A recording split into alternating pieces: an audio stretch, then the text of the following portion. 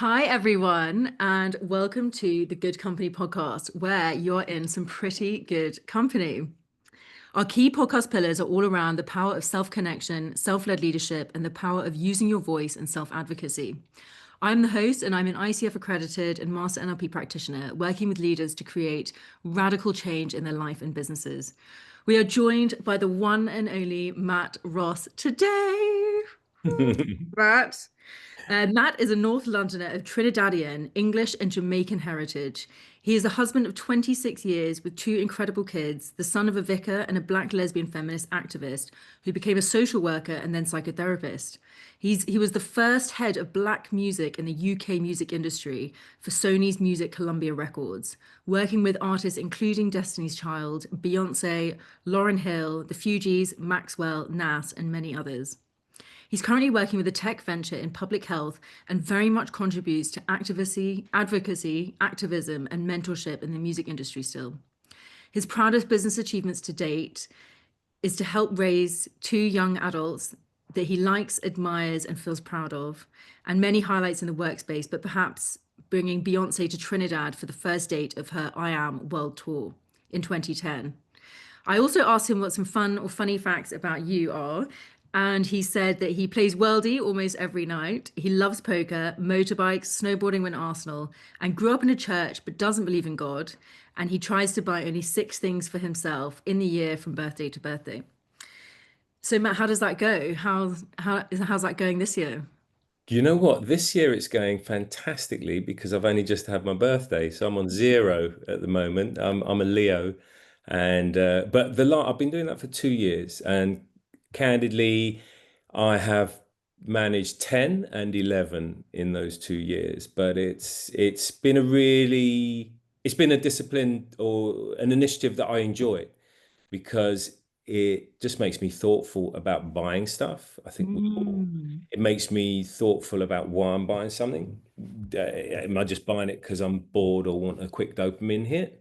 Or the philosophy that underpins it, or the idea that underpins it, philosophy is perhaps a bit too grandiose, is quality that lasts and keep things for a long time. I like things that last and keep them for a long time, and to have a lighter footprint of consumption by doing that.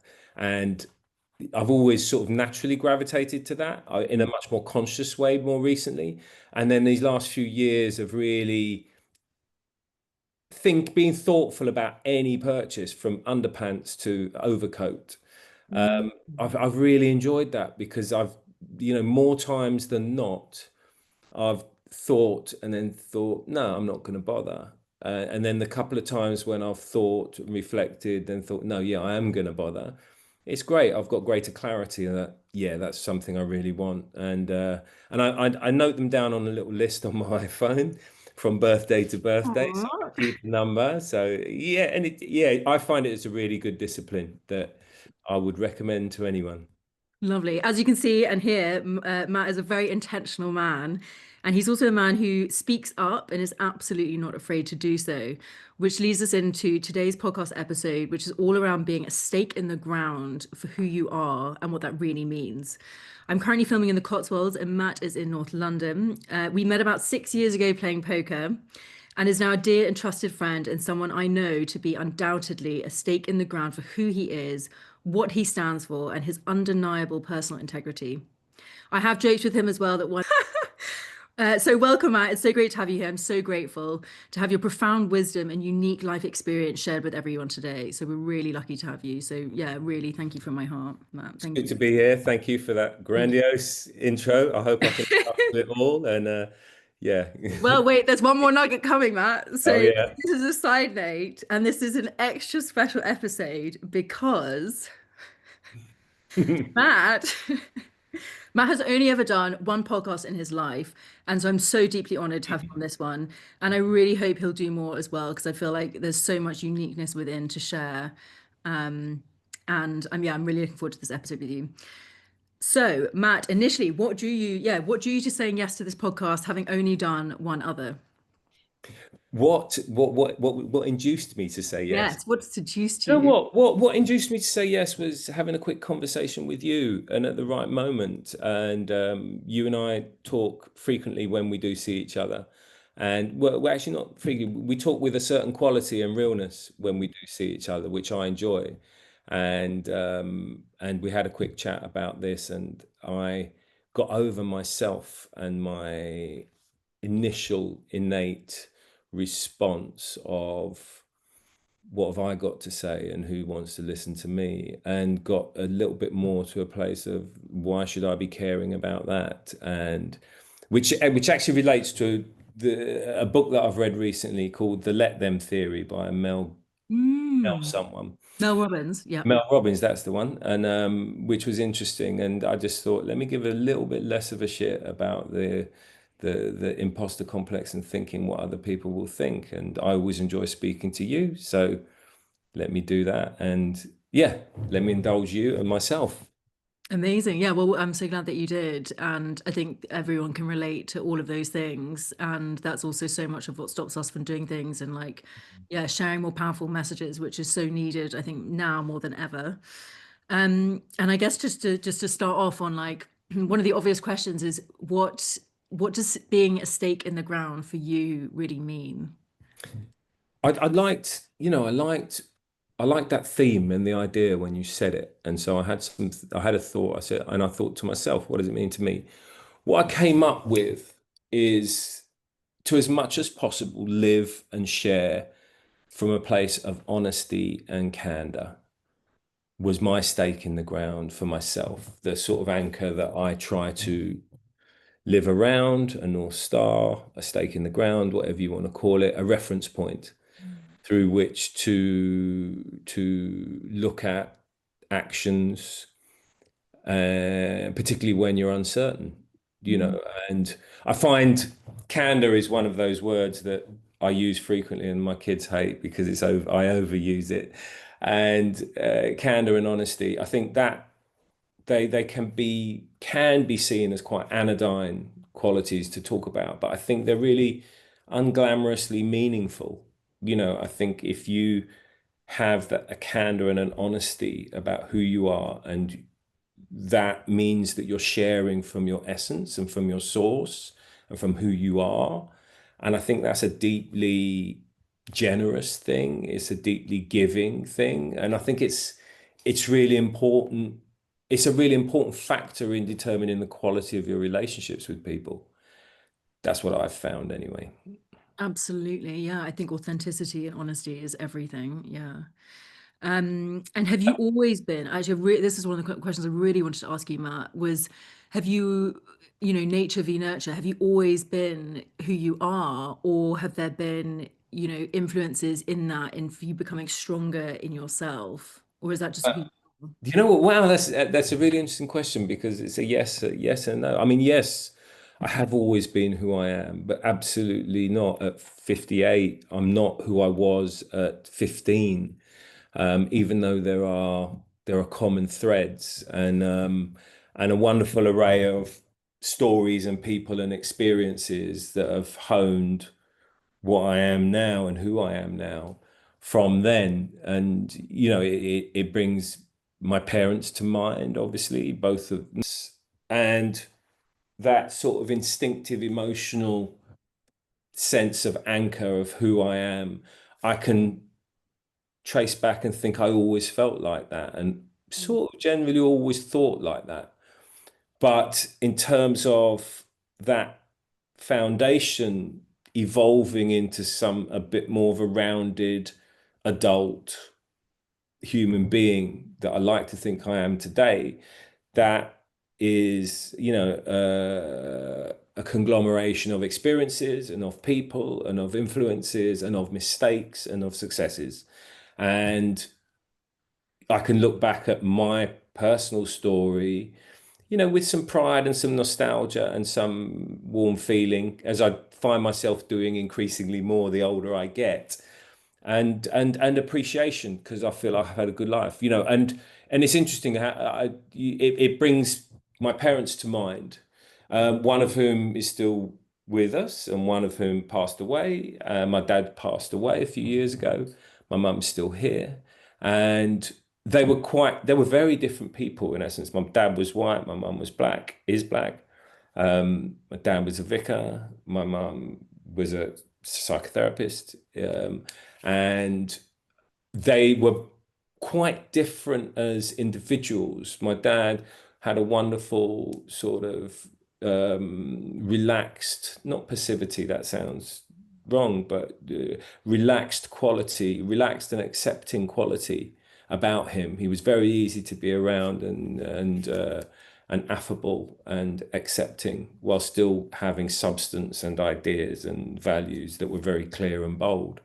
My mum, on the other hand, was much bolder and more aggressive and more opinionated, or more sharp in those opinions, actually, not more opinionated. And I can see in myself qualities that I can attribute directly the lineage to my father and directly the lineage to my mother. And I try to take the good bits from each and disentangle the shitty bits, and you know um and those have been direct sort of inheritances that I feel their presence right from early days, and then I've taken that and it's been battered into a certain shape through my 58 years of life, and those experiences that um, that are how we form and evolve ourselves into who we are at any given point in time. So yeah, I feel like I have a clarity in terms of how I look at the world, and it Mm. feels like it's been pretty consistent through my life. Amazing. Thank you for that. And would you say that throughout that journey as well, your parents have been really supportive around entrepreneurship, who you've been as a leader, who you are as a father? What's that journey been like? Yeah, less around entrepreneurship because I wasn't that wasn't a space we sort of shared early on. But yes, as a father and as a leader in one's own life, absolutely. I think the thing I would credit both of my parents with that's been enormously important to me and informs how I try to be a father is that I've always felt absolutely certain about that I was loved and valued by them, and and that they more than that, and they thought I was golden and a treasure. And I think that's hugely important for any young person at any stage in their life. And I know that's not everyone's story, but I know that was my story, and a hugely important part of that. That's certainly how I feel deeply about my kids. They're no longer kids, and how I try to show up in their life and support their life, which, is yeah, support in a healthy way and challenge in a healthy way, but also communicate in a healthy way that I think they're great and I love them, and that they, are never without that love. Mm. And so and that has been meaningful for me throughout my life, through different periods of my life.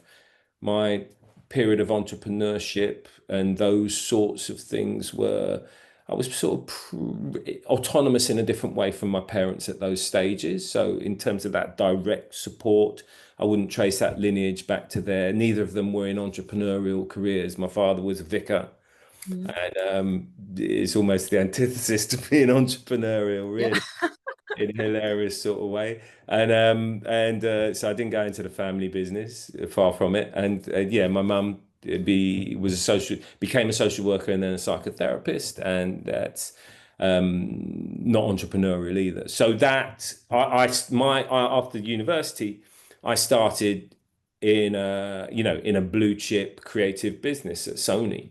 Brilliant first job, wonderful spot to find myself in, and didn't need anyone's encouragement. I was loving it, and time there. So, but always felt that support, that environment of support from my mum and dad, as well as my wider support network throughout. So yeah, that's been important. But yeah. Amazing. Yes, such a strong sense of identity, I think, that we get from our parents and our Mm. family. People that go through family estrangement or have difficult parents, I think that can massively challenge someone's sense of identity, but also like that self-advocacy as well, or like that inner power, because I think there's different fictitious shifts within.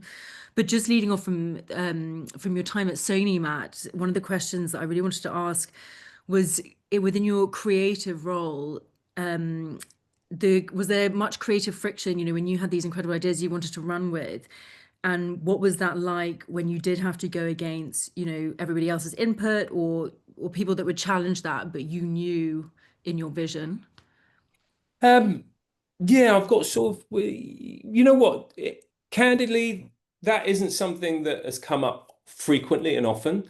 I've been in a creative sector, in creative roles, in marketing, and mainly, and but it was always a collaborative process. So working with artists, with management, particularly with international artists, where you aren't doing the origination early days, you orchestrate and create the campaign here. So I never really had those conflicts. I think the one, or rather, that wasn't a huge defining characteristic of my time there. And working within the teams that I had here in the UK and was involved with, that was, we had our conflicts and our moments, but it was largely, a supportive environment and consensual. I was dealing with a bunch of stuff in terms of race, politics, and representation, which is a different story. But on the creative front, you're all part of a team, and your interests are all aligned.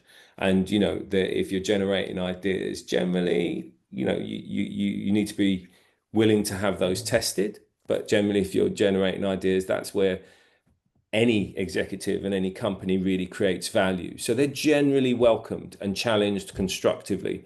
I think the one time where they really weren't was much later in my career when we were living in Trinidad, and what was I, an immigrant there? Or even though my lineage is Trinidadian, I wasn't born there. I was born here.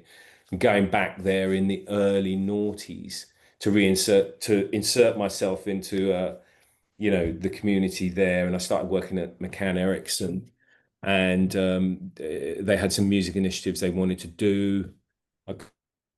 Story short, I got them Kanye West to do a show and a multi-platform deal there, and on a brand platform of the major telco there.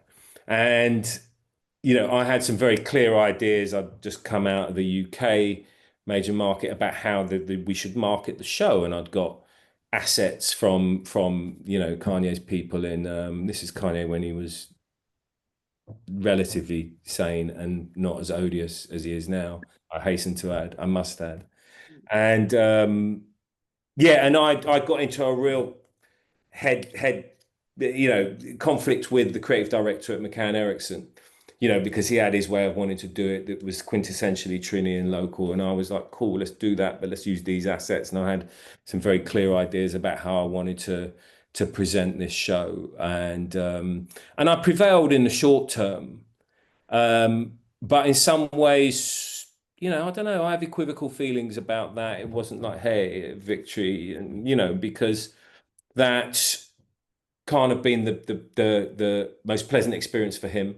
I think looking back on it, I perhaps didn't have the sort of consideration I have now in retrospect about his position as creative director there. And there's this foreigner coming in and doing with his fancy ways and doing his thing. And yeah, and even though I prevailed, and I think I should have prevailed because the assets were good and what we wanted to do was good.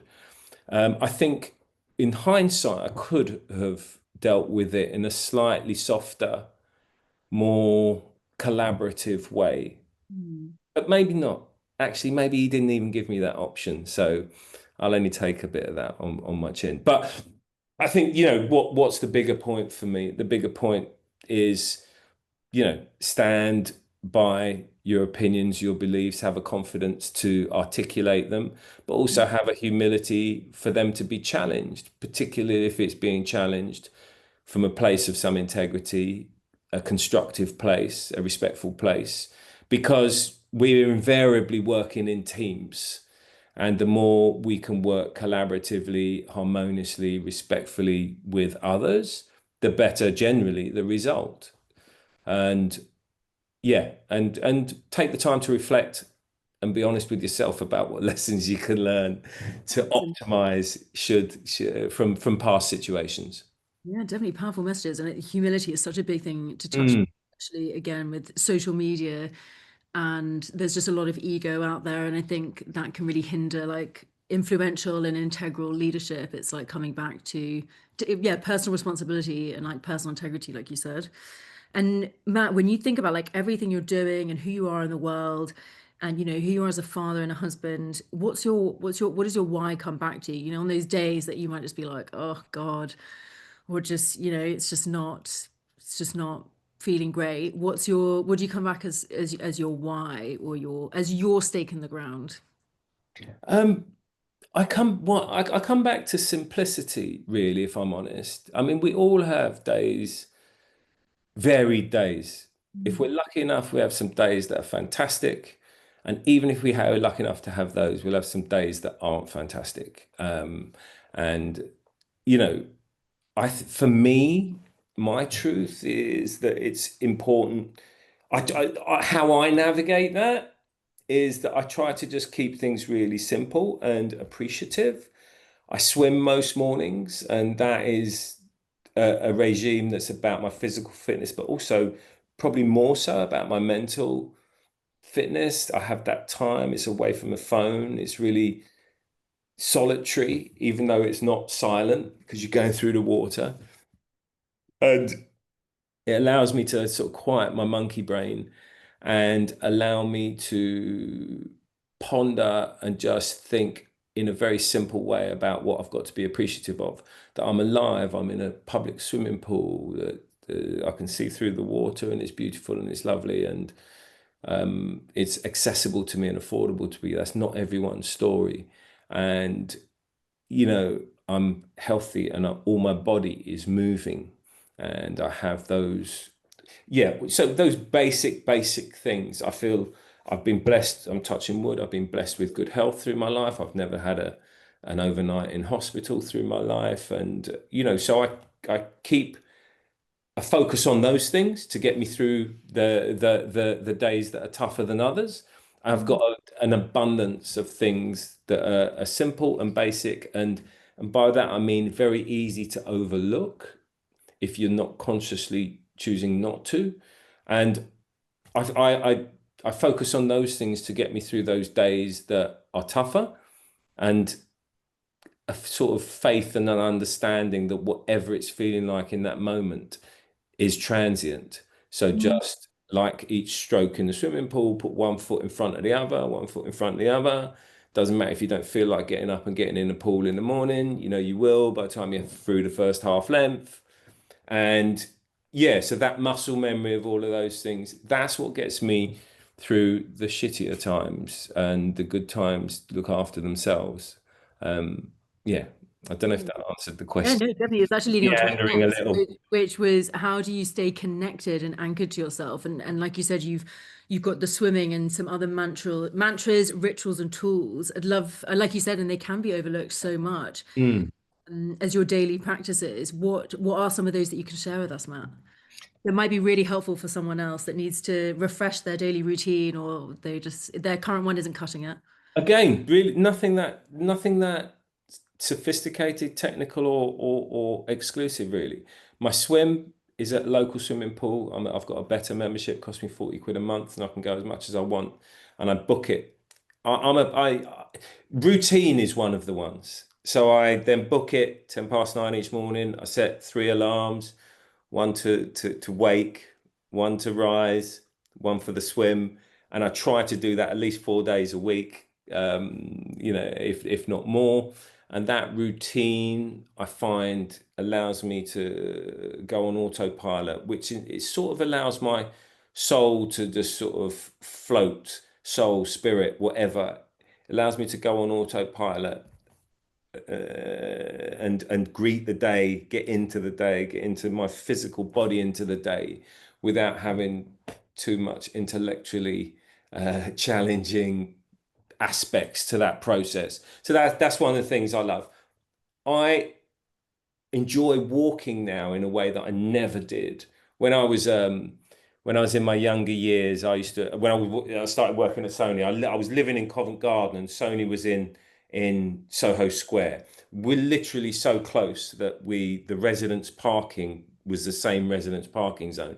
Yet I would still drive into work. I really thought I saw no value in walking whatsoever. And it was only in much later life where I had middle-aged man's thing and slipped my L5S1 disc. And for about 6 months, I couldn't really cycle too much. I couldn't drive. I couldn't ride the motorbike. And at that time, I had an office in Baker Street. And so I would have to walk to work, which thankfully was a great walk. I walked along the canal and then through Regent's Park, then up to Baker Street. And I genuinely discovered that walking was a wonderful thing because you're a meditative thing. In I can't keep still and meditate, or I don't find that easy rather. But the walking, because there's a rhythmic, repetitive quality to just one foot in front of the other, in front of the other, and you have a subconscious inbuilt radar about people's space and your space. You don't really need to think about that in the way you do if you're riding a bicycle, which I do a lot, or a motorbike or a car. You have to think about not hitting things. I think when you walk, you do that in a much more natural, subconscious way. So you have this rhythmic thing going along, and even though there's stuff going on around you, you can be in quite a solitary space, and you're exerting yourself in a nice, gentle way. And I find that really meditative, and I find so much value in that I look for opportunities when I can walk now. And actually, the biggest inhibitor is really time now. So, but as I move into an increasingly more fluid space in my life, that's definitely one of the aspects of my life that I'm gonna try to do more and more. So walking, and I have a dear friend who we lost in 2016, way too young, really inspirational, called Richard Antwi, and he was always ahead of his time in every way, and he was in 15 years my junior, but he was on that walking thing way before me, and just able to walk and have a meeting with yourself as you walk, because you're just doing things on autopilot, and but you can still be consciously elsewhere while you're walking. I So, think, I think London's a great city for that, isn't it? It's like mm. walk everywhere as opposed to LA where you need a car to get around everywhere. Yeah. Exactly, and that's a really great illustration of those simple things of just being conscious. Like, cool, I live in a really great city that's got lots of really nice parks and nice pavements to walk on. I've lived in places, where they don't really have those pavements, and it is not conducive to being able to walk in that way. And yeah, so just appreciating those things that you can so easily take for granted and just look past like it's just there and it's a right, and everyone's that that doesn't deserve to be consciously appreciated. I think that's a real, it's a practice, it's a habit, practice, whatever you want to call it, that really supports my good feeling and Amazing. buoyancy in And life. great points as well around like over intellectualizing and over stimulating our minds and then dropping into the body and like getting into the body. I think that's such a big thing as well. And Matt, obviously you have been married for 26 years to a very hot, lovely, smart, beautiful wife. I'm sure a lot of people listening to this, and I know because I know that it's a very happy marriage and you've got two amazing kids. What would you say are some of the secrets to that relationship and your marriage and who you both show up as in that in together, you know? Thank you for those comments. Yeah, she's Really, hot. it's not, it really is an incredible, and obviously no relationship is perfect, but it's a genuinely Absolutely. It's not perfect is a strange thing to aim for because that doesn't really exist, but get it right is definitely a thing to aim for. I feel really appreciative for Lola, my missus, and who she is. And I think, it reminds me of a book I read. One of the books I read recently, or authors I've been listening to, is a guy called Scott Galloway, generally on financial education and being a young man and a man and stuff and showing up. But he also talks about, in the context of finance and assets and all of this, talks about your choice of partner being probably the most important choice that you will make in your life, over and above jobs and all sorts of things. And that felt really resonant with me. It's not everyone's story to get married in the first place. It's not everyone's story to be in a monogamous, ongoing relationship. Doesn't have to be. It has been mine, and it's been a real support. I think bringing up children or young people as they are now is our greatest work, greatest endeavor, greatest burden, greatest pain in the ass, greatest joy, greatest everything. And doing that collaboratively is so much easier and more joyful, I suspect, because I've only done it one way, than doing it on your own. Certainly, when we embarked on that, I had a different perspective on single parents, generally single mothers, particularly single mothers with more than one kid. They're just like, I cannot believe how they do that, and sometimes do that exceptionally well. And so doing that with a partner is a wonderful joy and far easier. And in that collaborative way, which mirrors some of the things I've been saying about work and creativity and working in teams, having someone to tell you you're talking shit or to challenge you in a constructive way is useful. You may push back and go, no, I'm not. I agree. But that dialogue is always useful. On your own and just having to challenge Absolutely. yourself, that as an internal dialogue is much more challenging.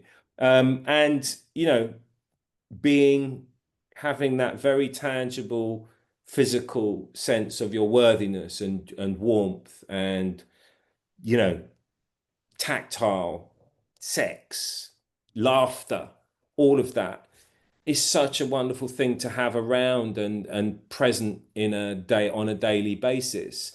I'm sure I could survive without it, but I would be bereft without it. And she's brought all of that to me. I've brought some of that to her, and we've made it so far because it's been working for both of us, and that's been great. She brings an enormous amount of things, but I think the thing that I would feel most appreciative of is her humor and laughter. One of the best sounds in the world to me is when I'm downstairs and I hear Lola and our children, our kids, young adults, I feel silly calling them kids, laughing their heads off. And I'm not even involved. I'm downstairs and I can just feel that laughter. It's such a wonderful, uplifting energy to have in a space. It brings such levity, even if I'm not involved in it, and joy. It's a real audible, tangible manifestation of joy and humor. She brings loads of that, and yeah, so I don't know. There's not much more to say. It's been a nice story so far, and I hope it will continue longer. And we got married in 2000, so it's really easy to keep track of the Oh, that's of, amazing. So of you know the the anniversary date and when the plans are exactly. due. Yeah, Yeah, 25 years now. Exactly. amazing. Um, Conveniently so. oh, Matt, thank you so much for sharing that. I think that's going to be so lovely and touching to hear for so many people listening as well. And going back again to you being such a stake in the ground for who you are, and I'm sure so much of who you are is picked up and learnt by your kids as well, and the amazing people that they've become, and particularly around integrity and being a good person and someone who's like heart-centered as well. What have been, or what would you say has been your most challenging moment where you've really had to be an advocate for yourself in a time that has been super challenging? Difficult question. You know what? I'll answer that with an ongoing scenario, which is I think relates to my mum, and who was always a massive influence and a reference point in my life, and always, you know, has always been and pretty consistently so. But who I'm quite distant from and have been for some years now. Our relationship, quite unexpectedly to me, but in a gradual way, has moved into quite a distant space and has left me quite challenged trying to locate how I can show up in her life in a way that respects my needs and my integrity, but is also manageable in terms of her behavior and how she is and who she chooses to be at this point in life. And it's, yeah, it's deep and it's complex, and and something I'm still grappling with and have been for some years. And it's not a joyful struggle. It's the opposite. And it is interesting, her birthday's in a couple of days as well. So I'm thinking about writing another letter, Yeah. because Question many myself. I find writing letters a good a medium to be able to be thoughtful in a really to be communicative in a really thoughtful and considered way. And but she hasn't responded to the letters I've sent previously. Um, Do you ever write? Do you just write them and and then and not? just to maybe answer the question, because I realize I'm rambling, that I'm not. My what's been the consequence of me being true to myself is that our relationship has become really distant. I've literally not seen her for like a year, so we aren't in each other's lives, and that's really difficult and not ideal. It's not optimal, but it is a consequence of me feeling like, well, to respect my own space and my own truth about what I need and about how I want to relate to the world, and in this instance, my mum in my world. I've had to step back and retreat from that. I've constantly working on internally on some dialogue, which is like, right, how do I adjust? How can I approach this? How can I reapproach this? What does it mean to me? So there's an ongoing dialogue, which for me is a rigor and a bandwidth that I choose to put there because I care. And I care that our relationship is not in the place that I would like it to be. But within that, I also recognize the reality of where she chooses to be and how she chooses to be, and that I have no right to demand that she changes. So trying to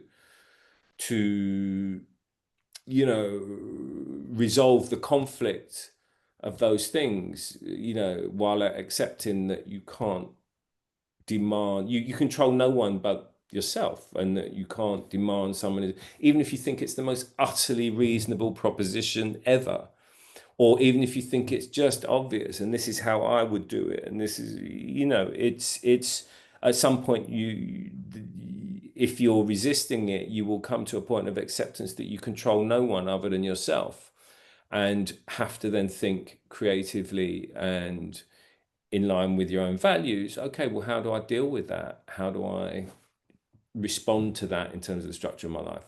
And yeah, and that's one that's an ongoing work in progress. And right now, I'm not succeeding in terms of the goal of finding a way for us to be more meaningfully in each other's life. It's not over.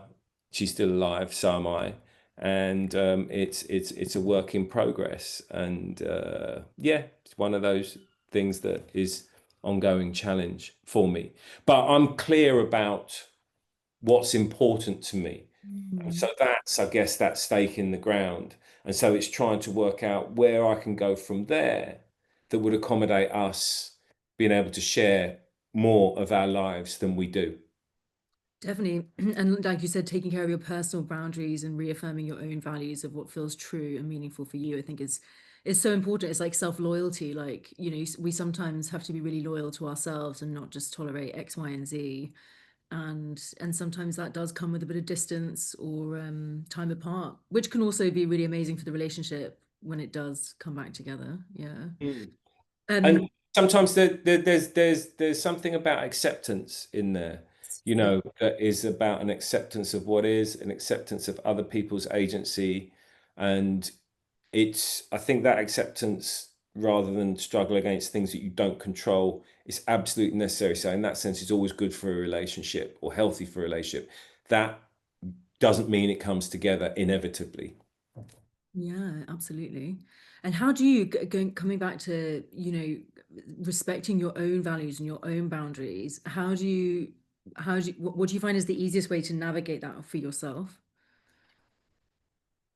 I think to be communicative, Mhm. um, I think if there's one thing I'm criticized most for within my family, particularly, is I speak too much. And but I think on balance, I'd rather do that than too little. I think, again, it comes back to that state sharing from a place of honesty and candor.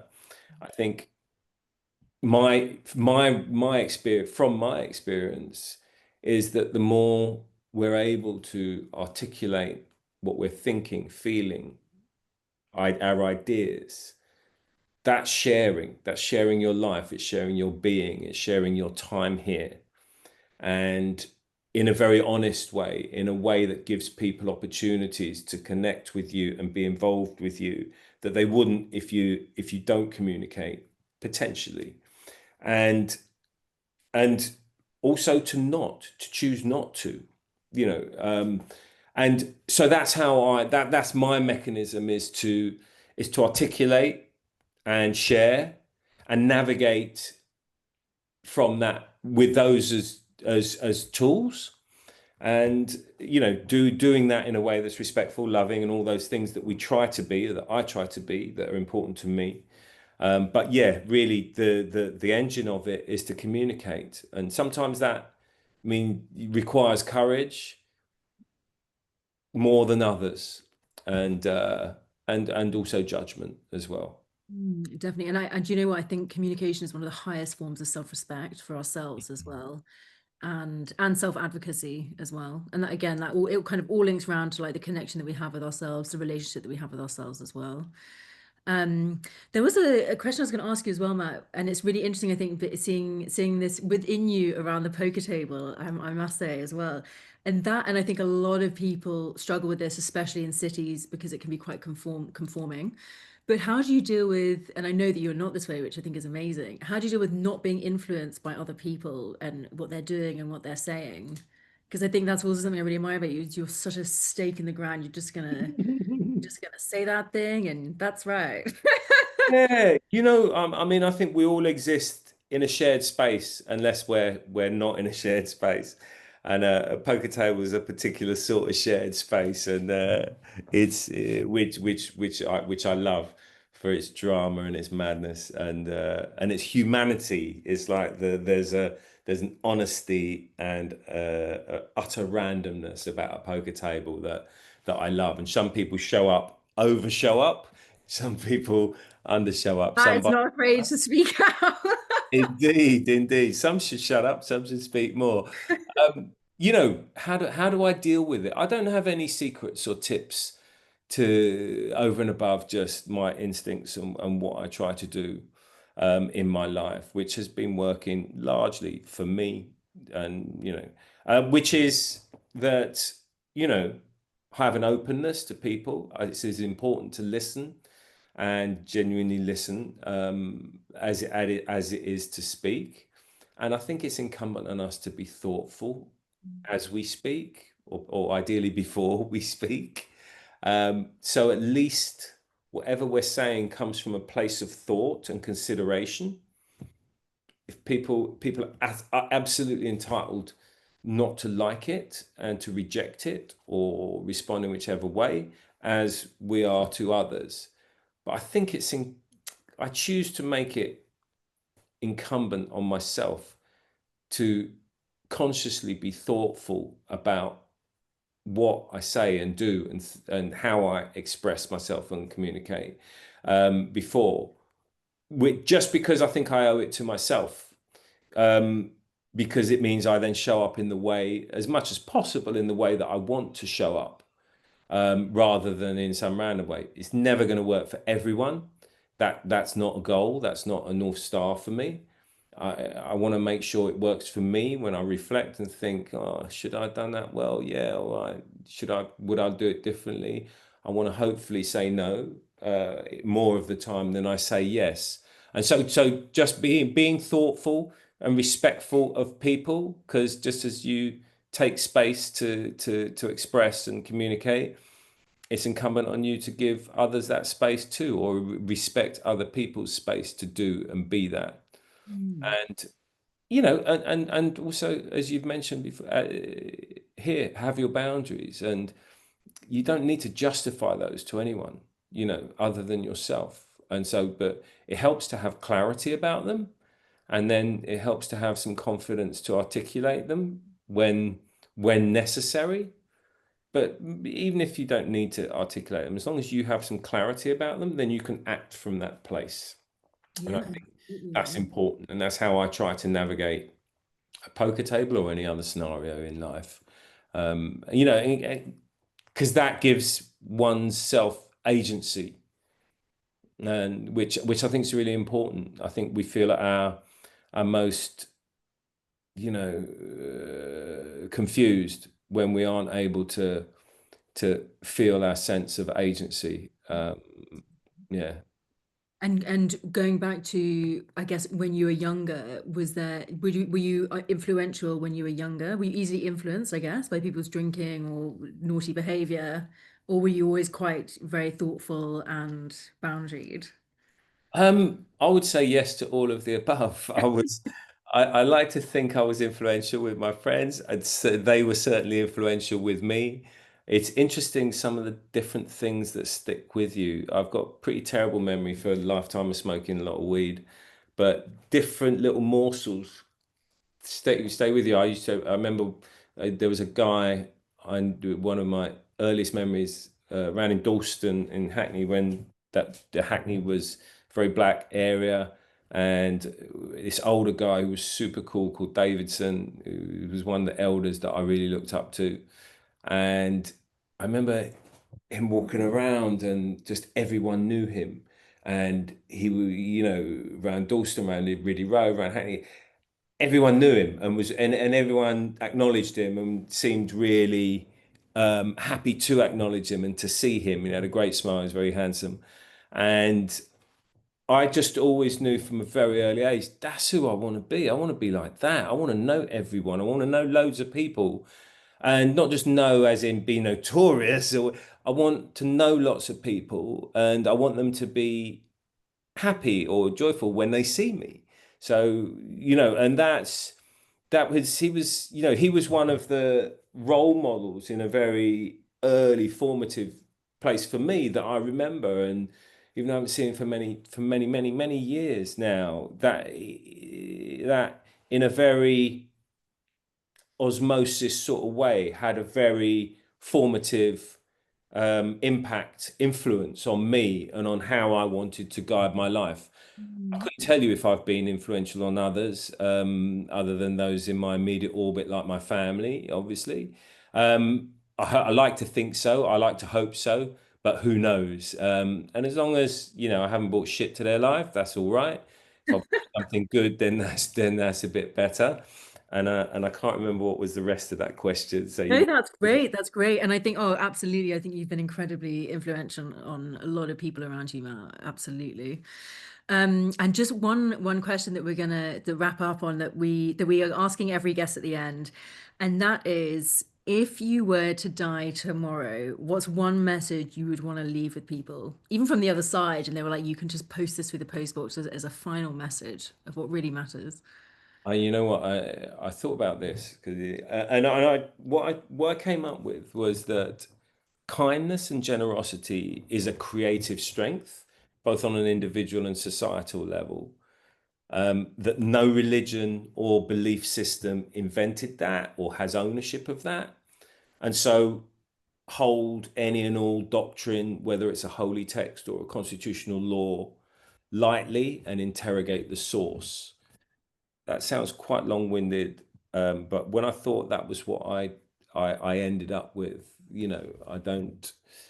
Yeah, I want people to would like people to think about kindness and generosity as a central guiding light and as something I've tried to manifest and enjoyed being given by others and tried to reciprocate with. And yeah, and the rest of that stuff about doctrine, because I'm not a doctrine guy. and which is what underpins my not believing in God and or my agnosticism in that sense, and Mm. some of the other stuff that we spoke. There's an amazing book leading on from that as well. It's The Seven Laws of Spiritual Success by Deepak Chopra, and it's one of Mm. them. It's the law of giving actually, and obviously how it all circles back. And were there any other, I guess, tips, tools, practices, or book recommendations that you would want to offer people, Matt, around, around just being really true to yourself, a stake in the ground, and that inner advocacy and confidence for who you are as a person? You know what? I'll end with a few books I've read. I've never been a big reader, candidly. You know, audiobooks have been a revelation because I cycle a lot, drive a lot, whatever, and I like to multitask. So audiobooks have been a revelation. Although I do enjoy reading things in hard copy every now and again. It makes you look really Awesome. intellectual. But I love what's in books, and I've read some brilliant books recently. Um, One of the ones most recently was The Creative Act by Rick Rubin, who is, I won't give a long synopsis of each book, but I thought that was excellent. He's such a wise, sage individual, and who really articulates the creative process within the wider context of life in a fantastic way. And also a companion to that is Liberation Through Hearing by Richard Russell, who's almost in some ways an English. He's a creative and a record exec in and of his own right, but he and Rick are friends, and they also have lots of parallels and connections in their life. And his is autobiographical and has a similar sort of insightfulness on life. Most recently, I read a book called Techno Feudalism that a friend's boyfriend recommended to me, which is by Yanis Varoufakis, who's a Greek finance minister through the financial crisis, and it's fantastic because he really has a really cogent analysis of the what of our macro socio-political economic system, and that we've moved beyond now from feudalism through capitalism to a new state, which he characterizes as techno-feudalism. And it's a super interesting, super cogent analysis of our world right now and the threats to it. Far harder to come up with the creative solutions that feel achievable. But I thought that was a brilliant book. And what else? Then The Algebra of Wealth by Scott Galloway, who I've mentioned, Prof G, who's I think a really coherent thinker, and particularly for young men, that book at any stage of life, men. I think he represents one particular manifestation or version of masculinity, and he unpacks that in a really articulate way and in a really useful way that you can take what you want from that and what you need from that, what's resonant. And I find him a really quite an important voice right now. And yeah, and the most recent one, the Let Them Theory by Mel Robbins, which I've really enjoyed, just finished. Yeah, what was your favorite? That because that's such a popular book right now. What was your favorite bit or your key takeaway? Super popular, and actually I got that from a podcast that Scott Galloway does with Kara Swisher, Pivot, and they had Mel on, and what she was saying found interesting, so I got the book. And it's quite a simple premise that, you know, which is that, like, let them, it's about an acceptance of the things you can't control, which is everything other than yourself, but also the corollary to that being let me, an understanding of what you do control, which Mm. is myself and my own power.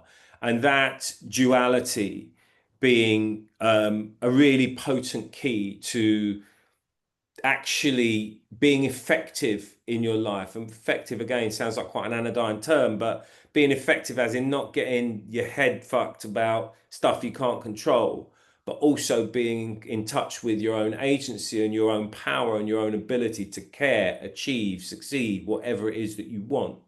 And and as a combination, getting a handle on both of those two things is you know was can be really super powerful. And I thought there was a lot that was in that book that was resonant, and there was a lot in that book that was really practical and easy and everyday habits to develop, lenses to develop. And so I'd recommend that. That was my most recent read, and I thought really useful and interesting. Amazing. Thank you so much for sharing these, Matt. I think lots of people are going to dig, start researching, get on Blinkist or get on Amazon and start ordering some books.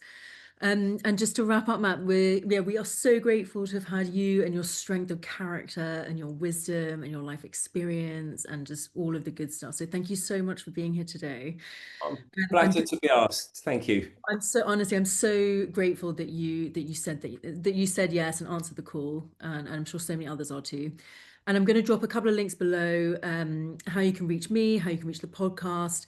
And is there anything that you would want to share, Matt, for people to reach out to you? Maybe they can give you a follow. I think you are public on your Instagram, isn't that right? Yeah, no, private. No, I'm private on my Instagram, Yeah, but you might not be able to, no, more anyway, Matt's magic. I'm Keep it Trinidad Matt. few. Trinidad Matt, Trinidad_Matt, and the business I work for is called Smoke Free. It's an app-based business. There's a digital solution in the space of public health. So if you want to stop smoking, as I did 2 years ago, almost to the day now, after a lifetime fully committed to the enjoyment of the weed of different descriptions, yeah, it's for you. And I like working in a for-profit business that is a mission-driven business and leaving a very positive footprint on society. So check the Smoke Free app if you want to give up smoking, and Trinidad Matt if you want to connect with me on Insta. Amazing. Thank you so much. Yeah, thank you everyone for tuning in and for listening. And we'd love to hear your thoughts and comments afterwards. And yeah, do feel free to share it if you've been moved, touched, or inspired in some way. Thank you so much. Thank you. Cheers, darling.